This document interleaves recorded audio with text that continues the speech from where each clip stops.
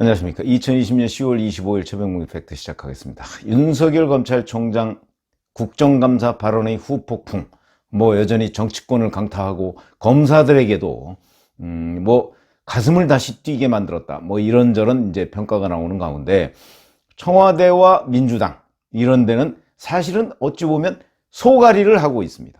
이 소가리에 대해서 오늘 말씀을 드리겠습니다. 무슨 얘기냐면, 자, 사실은 그 국정감사 발언에서 문재인 대통령이 적절한 메신저를 통해서 흔들리지 말고 임기를 지키면서 소임을 다하라고 했다, 이런 거를 얘기를 했다, 이걸 윤석열 총장이 거기서 공개를 했죠, 국정감사에서. 근데 그냥 흔히 공직자의 자세 이런 관점에서 본다면 사실은 윤석열 총장의 이런 그 대통령 메시지 공개는요 적절한 건 아닙니다. 그건 우리가 분명하게 짚고 넘어가야 됩니다. 근데 윤 총장은 왜 이것을 공개했을까? 그거는 여권에서 끊임없이 사퇴 압박이 들어오고 있기 때문에 이 사퇴 압박을 좀 저지해 보겠다, 아마 그런 생각으로 공개를 한 것으로 보이는데, 적절한 행동이라고 보기는 어렵다. 이거는 좌우 민주당, 국민의힘 이런 정파적 입장을 떠나서 그렇게 충분히 얘기를 할 수가 있습니다. 그런데 자, 이거에 대해서 이제 청와대가 무슨 반응을 보이기가 참 애매모호합니다. 속으로는 부글부글 끓지만 반응을 보였을 경우 또 그로 인한 여러 가지 일파만파의 그 파장이 생길 가능성이 있기 때문에. 근데 이제 이 얘기를 했다는 것은 4월 총선 직후에 했다는 건데, 공개한 거는 이제 10월 달에 했으니까 한 반년쯤 지나서 공개를 했습니다. 그래서 그렇다고 그래서 그러면 과연 실제 이런 걸 전달했느냐? 그게 참 애매한 것이죠. 왜냐하면 4월 총선 직후에 윤석열 검찰총장에 대한 여권의 사퇴 압박 굉장히 많았거든요. 그런데 그 여권의 수장인 문재인 대통령이 윤석열 검찰총장한테는 아니다, 흔들리지 말고 임기까지 열심히 해라, 이렇게 했다는 얘기는 두 얼굴이라는 얘기인가? 아마 지금 친문 여러 의원들이나 이런 사람들도 좀 갸우뚱할 겁니다. 문재인 대통령의 선택을 차라리 가만히 있든가, 왜 메신저를 통해서 그런 그 의사를 밝혔느냐, 갸우뚱할 텐데, 그러면 실제 그 의사 전달이 있었느냐, 그거에 대해서 한국일보가 취재한 내용을 봤더니 여권도 인정을 하고 있다, 이렇게 얘기를 합니다. 당시에 청와대가 2018년 울산시장 선거 개입 의혹을 집중적으로 이제 윤석열 검찰총장이 파헤치던 때 그랬는데, 윤 총장 대한 사퇴 압박이 분출하니까 문 대통령이 그런 여권의 흐름과 정반대의 메시지를 전한 것인데, 그것은 사실인 것으로 보인다. 그러면 누가 전달했느냐? 민정수석실의 어떤 공식적인 민정수석이나 이런 사람들? 그런 사람들은 아닌 것 같다. 왜냐하면 그 당시 민정수석은 김조원 민정수석이었습니다. 그건 아닌 것 같다. 그래서 공식 채널이 아니고 그냥 비공식 채널로 전달한 것 같다, 이렇게 한국일보가 보도를 했습니다.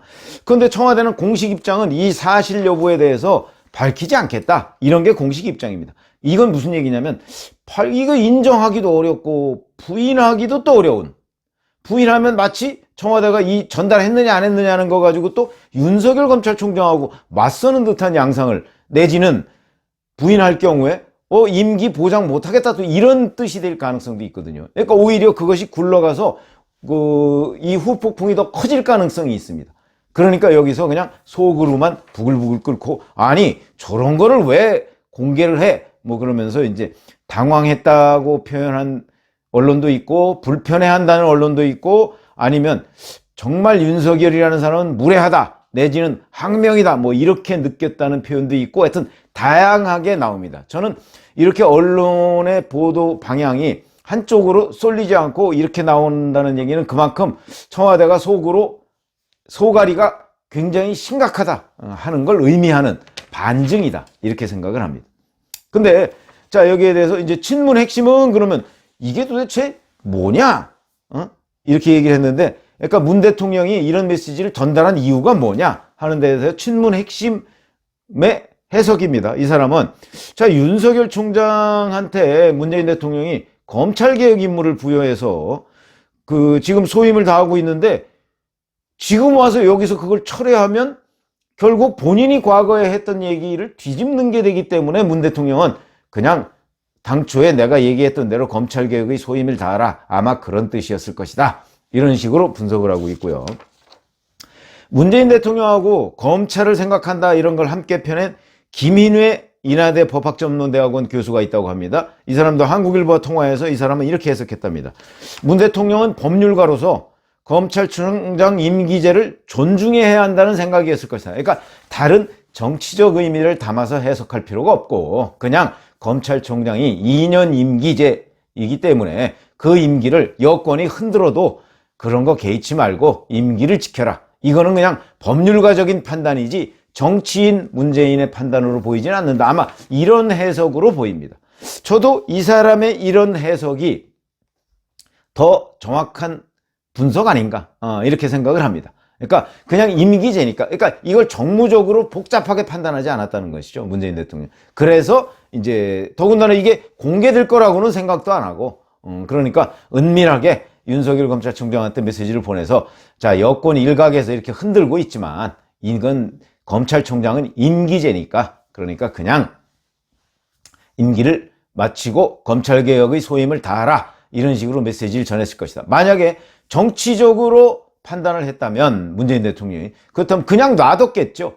아무런 메시지를 보내지 않고 그냥 놔둡니다. 여권이 여권대로 뭐 여권의 일각에서 이제 뭐 사퇴하라 뭐 이런 얘기가 막 나와도 그냥 방관자적인 입장을 취하고 있으면 그러면 이제 여권과 윤석열 검찰총장 간의 갈등, 싸움 이렇게 되고 거기에서 또 예를 들어서 추미애 장관이 지금 뭐 윤석열 총장 압박하고 있지 않습니까? 그거는 지금 놔두고 있는 거거든요. 방관자 역할을 하고 있죠. 그러니까 문재인 대통령의 입장이라는 게 애매합니다. 애매해. 근데 저는 그냥 이 김인회 교수 말대로 법률가로서 임기 보장 아마 이런 쪽에 방점이 있지 않나 이렇게 생각을 합니다. 자, 민주당도 소갈이하기는 마찬가지다 이런 생각이 듭니다. 이낙연 대표가 최고위원회에서 얘기했다고 했죠. 민주적 통제 필요성 이런 얘기를 해가면서도 그러면서도 윤석열 검찰총장이 거취 문제에 대해서는 언급을 하지 않았습니다. 그런 것들이 굉장히 중요한 겁니다. 만약에 정말 이 사람이 이래서는 안 되겠다 싶으면 그러려면 정치해라. 옷 벗고 정치해라. 이렇게 나오는 게 정상인데 거기까지 안 가고 일정한 정도에서 브레이크를 걸었죠. 그것은 결국 소갈이의 반증이다. 그래서 이제 민주당 관계자들 사이에 이런 거 있지만 나가라고 하고 싶지만 대놓고 나가라고 할 수가 없다. 그럼 왜 그러냐 이거는. 나가라고 하면 한국일보는 그렇게 분석했더라고요. 나가라고 하면 자칫 잘못하면 제2의 최동욱을 만든다 이런데 저는 그런 견해에는 동의하지 않습니다. 최동욱 전 검찰총장의 경우에는 물론 찍어내기다 뭐 이런 여러 가지 분석이 있었죠. 그러나 기본적으로는 혼외자가 있었던 거 아닙니까? 혼외자가. 그리고 혼외자가 있다는 사실이 들통이 났는데도 언론에 그런데도 그걸 부인했지 않습니까? 그러다가 나중에 점점 더 이제 혼외자 있다는 사실이 그러니까 그건 거짓말입니다. 검찰총장이 justice 정의를 구현하는 그런 수장인데 검사들의 수장 아닙니까? 그 사람이 자기 일에 닥치니까 결정적으로 거짓말을 했다? 저는 혼외자가 있다는 사실 이것도 공직자로서 부적합하다라고 생각을 하지만 그것이 그렇다고 해서 검찰총장을 그만둬야 되느냐 그렇게 생각하진 않습니다.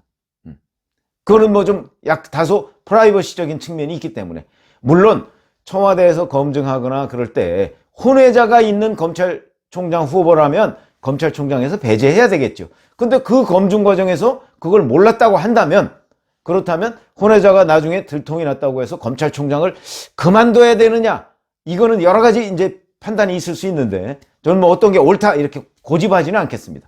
다만 저희 경우에는 그게 검찰총장을 그만둬야 할 사안이냐까지는 저는 생각하지 않는다 그런 것이고요. 다만 그러나 그게 들통이 났는데도 불구하고 거짓말을 한 부분 그 부분에 관해서는 검찰총장 그만둬야 할 사유가 충분하다 저는 이렇게 생각합니다. 적어도 검사들의 수장인 검찰총장은 이런 일에 관해서 거짓말을 해서는 안 된다. 그렇기 때문에 여기서 찍어내기 하면 윤석열 찍어내기를 하면 제2의 최동욱이 된다? 저는 그런 견해에 동의하지 않고 오히려 최동욱 전 검찰총장은 제가 아까 말씀드렸죠. 본인의 책임이 있다 하는 점에서 다르다. 그러나 윤석열 검찰총장의 경우에는 이명박 전 대통령, 박근혜 전 대통령, 이른바 문재인 정부가 추진하는 적폐청산의 아이콘입니다. 아마 그런 점 때문에 찍어내기를 하기가, 이렇게 되면 아니 그러면 자기 편 아니면 내치냐? 이명박 정부, 박근혜 정부 털 때는 자기 편이라고 해서 뭐 막 그 칭송하더니 이제 그걸 다 털고 나니까 토사구팽이냐? 뭐 이런 부분에 대한 여론의 부담, 아마 그런 것들이 민주당으로 하여금 이렇게 소가리를 하게 하는 원인 중에 하나가 아닐까, 저는 이렇게 생각하고요.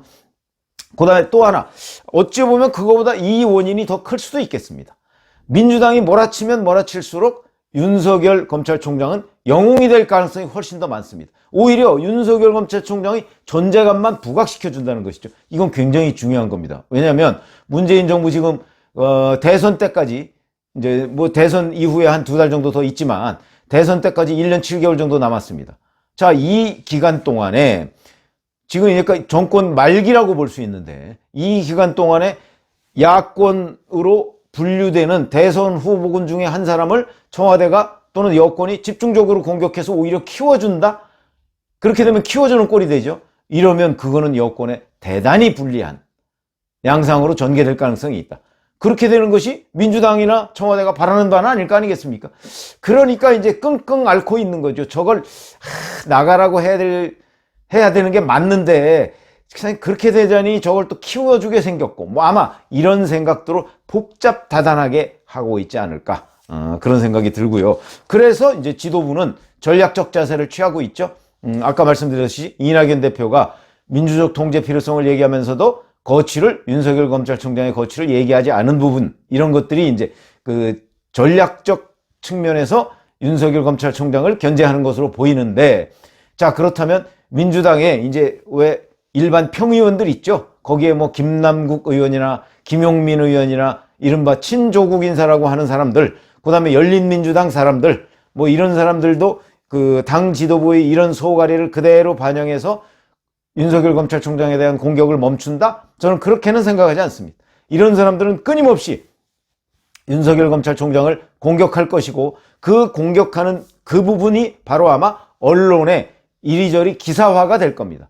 그러면 지도부에서는 소가리를 하고 작전상 윤석열 검찰총장을 비판하거나 아니면 물러가라, 사퇴를 요구하지 않지만, 결국은 민주당 내에 있는 친조국 인사들, 그런 사람들이 나서서 윤석열 검찰총장의 사퇴 압박을 할 것이기 때문에 효과는 비슷할 것이다, 이렇게 보는 것이죠. 그래서 결국 여권이 윤석열 검찰총장을 키워주는 이런 기대하지 않은 효과가 나타날 가능성이 굉장히 많다는 점에서 본다면, 참 이게 어찌 보면 여권의 딜레마다. 우리말로 하면 소가리다.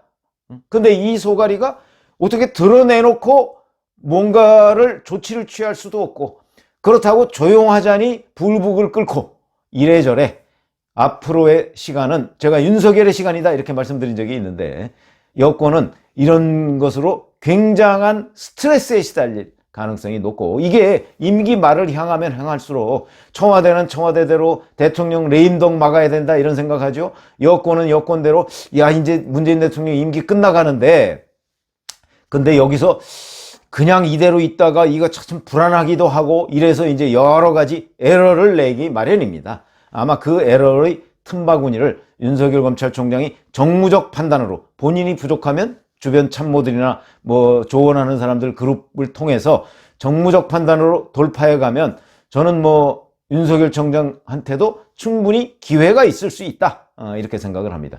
어찌 보면 윤석열 검찰총장한테는 반기문 전 유엔 사무총장의 경우가 반면교사가 되지 않을까, 이렇게 생각해서 윤석열 총장은 만약 진짜 정치에 생각이 있다면 반기문 전 총장의 등장부터 퇴장까지 이런 부분을 잘 연구할 필요가 있고, 특히 그 퇴장이 왜 그렇게 허무하게 이루어졌느냐 하는 부분에 대한 연구도 필요하다, 이런 말씀을 드리고, 오늘 제가 말씀드린 내용은 여권의 딜레마, 소가리 이거였습니다. 감사합니다.